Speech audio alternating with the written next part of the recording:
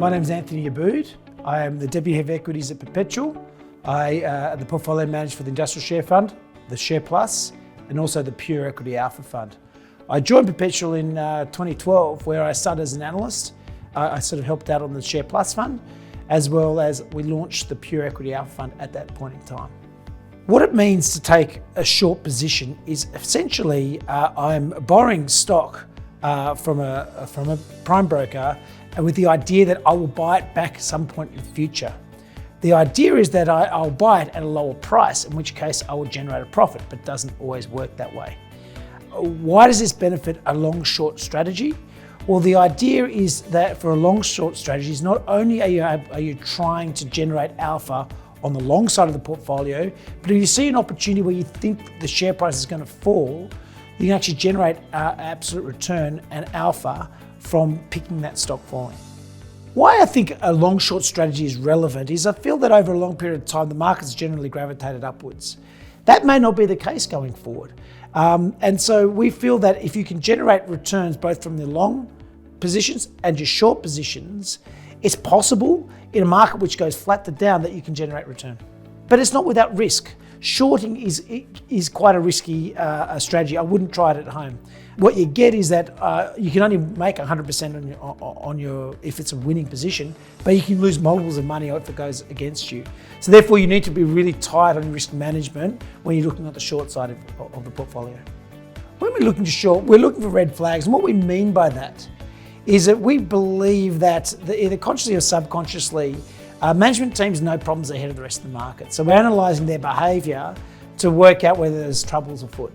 Yeah, the red flags we look for in shorting are, first of all, we look for insider sales. So when a management team or board of directors start selling shares, we think it's not a bad time to reassess that company. The second thing we look for is a turnover of staff. We feel that when a CFO leaves, for instance, it's a big red flag. Next we look for is strange acquisitions, or we call diversification, where a company makes an acquisition where we feel that it's off strategy, or they bought something from private equity. It's something which we sit up and take notice of.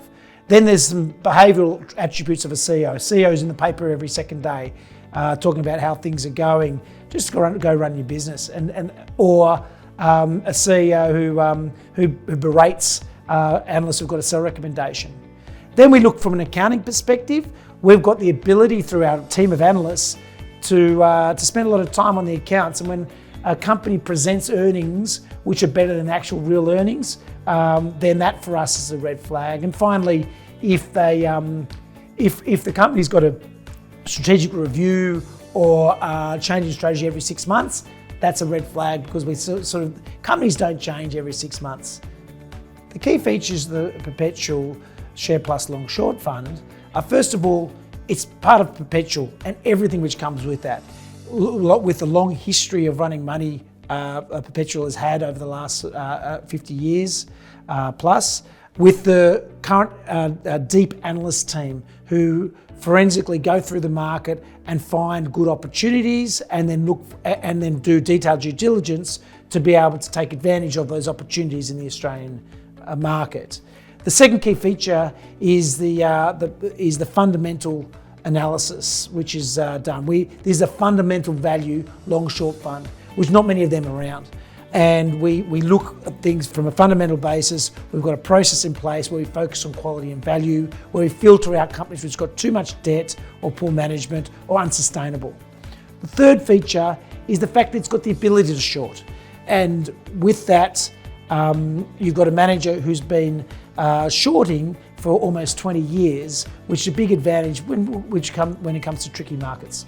There's quite a few points of differentiation when it comes to Perpetual relative to other fund managers. I think first and foremost is the fact that it has that history. It has had funds which have run through many business cycles and has come out the other side in a strong position. There are a lot of fund management companies which do fall by the wayside every cycle.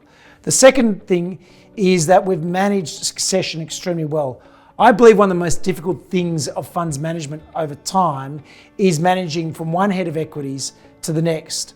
Over these last 3 or 4 decades, we've managed to go from one head of equities to the next, which just goes to show the process is bigger than the person. The third area of differentiation is how active we get in our positions. What we mean by that is we're happy to tread on toes with CEOs and boards when we feel that their strategy is going skew-if and they're trying to get bigger for the sake of getting bigger. We passionately advocate for our unit holders to get the best outcome for them.